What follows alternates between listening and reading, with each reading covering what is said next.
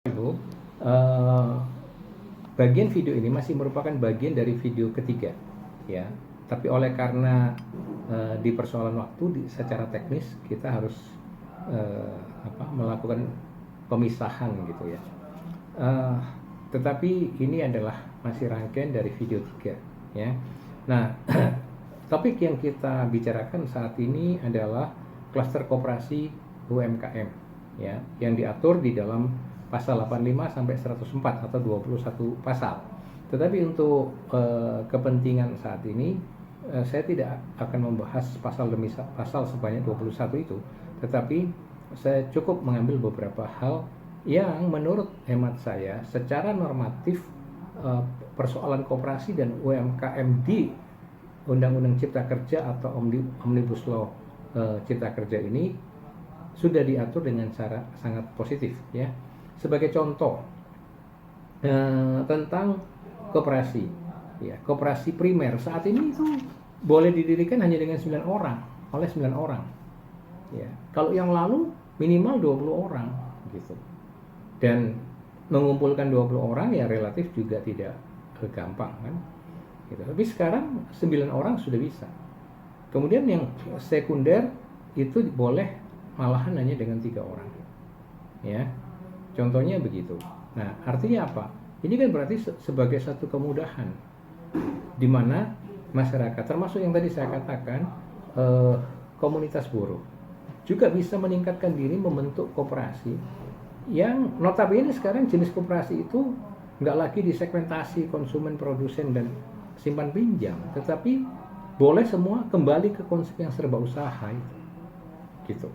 Jadi bisa memberdayakan diri ke sana dengan membuka sekolah keterampilan gitu ya, macam-macam kan keterampilannya dari buruh itu kan. Dan apalagi kalau buruh-buruh yang berpengalaman di pabrik, bisa di bidang permesinan, bisa servis di bidang elektronik, bisa di electricity, macam-macam kan pengalaman buruh. Nah, itu bisa ditingkatkan sehingga menjadi wirausaha mandiri, ya, di bidang-bidang yang dia punya pengalaman itu. Tinggal diarahkan, lalu permodalannya bisa dengan simpan pinjam dari koperasi yang didirikan serikat pekerja, dan seterusnya dan seterusnya. Ya, ini salah satu contoh karena sekarang sudah dengan sangat lebih gampang mendirikan koperasi, ya. Juga terkait dengan hal ini adalah kebijakan-kebijakan koperasi dan UMKM itu sudah sangat ditunjang, didukung oleh pemerintah, baik pemerintah pusat maupun oleh pemerintah daerah, termasuk di dalamnya fasilitas pendanaan, ya, pendanaan. Bahkan pekerjaan-pekerjaan atau proyek UMKM itu bisa dijadikan jaminan kredit program, misalnya seperti itu, ya. Jadi artinya secara normatif pengaturan koperasi dan UMKM di Omnibus Law ini sangat positif gitu, ya, sangat memberdayakan. Nah, perizinannya juga demikian, lebih sederhana, ya, tata cara dan jenis izin perusahaannya sederhana, ya. Yang artinya kalau secara teknis, secara normatif kesannya baik dan memperkuat, ya, memberikan kemudahan-kemudahan. Yang perlu saya garis bawahi adalah justru di dalam praktek lapangan, ya, agar mindset para birokrat di lapangan, termasuk di dalamnya aparat-aparat kementerian, kemudian aparat-aparat perusahaan milik negara, BUMN, BUMD, ya. Karena konsepnya sebenarnya koperasi UMKM itu harus dapat dukungan dari mereka ini, ya, dari pemerintah pusat, pemerintah daerah maupun BUMN, BUMD, dan seterusnya. Tetapi nanti jangan sampai di dalam praktek kemudian menteri yang bersangkutan atau pejabat-pejabat di level bawah, di level pelaksana, malah mempersulit gitu, malah membuat aturan yang ribet gitu. Ya. Nah, saya mengharapkan bahwa semangat yang ada di undang-undang ini kan mencerminkan semangatnya Pak Jokowi untuk membantu memperkuat koperasi dan UMKM. Itu benar-benar dilaksanakan dengan konsisten, dengan konsekuen di lapangannya. Artinya jangan sampai nanti pejabat-pejabat di level bawahnya itu malah bikin sulit gitu. Dengan berbagai peraturan, dengan berbagai dalil peraturan itu. Makanya inilah pentingnya kenapa simplifikasi peraturan. Ya. Jangan nanti dilakukan pendekatan-pendekatan yang masih bersifat birokratis lagi gitu. Sekarang kalau memang mau memberdayakan koperasi dan UMKM, bantulah dengan cara yang jauh lebih sederhana. Ya, saya memberikan contoh konkret. Nah, kami sendiri punya koperasi dan koperasi kami ini kami modali, kami manage dengan baik ya.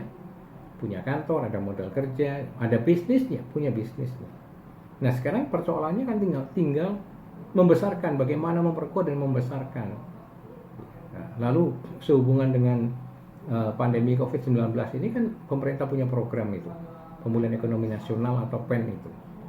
Nah di situ tapi produk peraturan menterinya relatif masih menghambat gitu, karena mewajibkan umur harus minimal 1 tahun, ya kan, lalu laporan keuangannya, lalu macam-macam yang sebenarnya semuanya itu administratif yang nggak relevan gitu. Seharusnya kan kalau memang mendukung, apalagi di era pandemi begini, koperasi dan UMKM mana yang punya bisnis gitu, yang memang dia legal, memang jelas pendirinya, personalisasinya itu jelas gitu ya, personalnya jelas, kemudian punya bisnis, artinya dia berarti bisa diharapkan visible. Nah itulah yang harusnya didukung, diberi akses untuk mendapatkan dana dukungan itu. Tapi kan kenyataannya tidak kan, masih persoalannya kan masih susah, ya kan? Tidak selalu pemerintah daerah mendukung dengan sebagaimana mestinya, tidak semua bank BUMN mendukung dengan sebagaimana mestinya, tidak semua BUMN mendukung dengan sebagaimana mestinya, ya. LPDB demikian, karena pada peraturan menterinya masih menghambat itu, ya. Bahkan banyak kementerian yang malah misalnya menolak permohonan kami untuk melakukan penyewaan tempat usaha, ya, untuk membuka kedai kopi di berbagai kantor-kantor kementerian itu, ya. Nah hanya sedikit menteri yang merespon itu dan yang memberikan dukungan. Contoh ini di mana? Ini kan di level bawah, kan di level pelaksana yang mungkin di luar jangkauannya presiden gitu, ya kan. Jadi kalau secara semangat, secara normatif di undang-undang ini presiden sudah menunjukkan goodwill-nya, political will-nya bahwa mendukung koperasi dan UMKM. Tetapi yang harus dicatat lebih jauh adalah praktek di lapangan. Jangan sampai mentalitas dari birokrat, dari aparat-aparat di bawah ini masih tetap sama, sehingga semangat yang mau mendukung, yang mau menyederhanakan segala proses prosedur berkaitan dengan koperasi dan UKM, yang mau memberikan support dukungan tentang pendanaan dan sebagainya, tetapi ujung-ujungnya adalah tidak bisa terwujud oleh karena perilaku dari aparat-aparat birokrasi di bawahnya. Dan harapan saya sistem kontrol ini yang harus ada, ya. Jadi bagaimana ini pengaduan, bagaimana kontrol terhadap pelaksanaan, karena ini jauh sekali jangkauannya dari presiden gitu, ya, jauh sekali. Nah kami mengharapkan ini yang harus lebih diperhatikan, ya. Jangan sampai di satu sisi presiden sudah memiliki political will yang bagus, dukungan dan penguatan pada koperasi dan UMKM, tapi pelaksanaannya nggak bisa terjalani oleh karena kendalanya di mental birokrasi yang suka mempersulit, yang masih dengan ribet, yang masih suka ribet, ya, dengan berbagai peraturan. Ini menurut saya ini harus dilihat dari sisi yang lain gitu, ya. Jadi jangan hanya mengkritik omnibus law ini hanya sebagai seakan-akan kapitalis yang menang, memudahkan kapitalis. Saya kira itu kan pandangan-pandangan yang terlalu negatif dan terlalu prematur di dalam menghakimi. Tapi cobalah kalau kita sama-sama melihat atau pernah punya pengalaman sebagai pengusaha, saya kira tahu bagaimana ruwetnya, sulitnya ya kalau kita dihambat oleh berbagai atas nama peraturan itu. Ya, tapi ketika saya tahu ada beberapa orang yang misalnya pernah berada dalam lingkungan istana, dalam lingkungan kekuasaan, ternyata bisa cepat punya izin sekolah, pendidikan. Ya kenapa? Karena dia berada dalam kekuasaan. Ya. Tapi sekarang jangan sampai mereka yang ada di luar kekuasaan, yang dulunya sama, oleh karena dengan jalur kekuasaan mereka cepat, sekarang malah mengkritik gitu, menolak, mengkritik, mengecam omnibus law ini dengan berbagai alasan, dengan berbagai dalil gitu.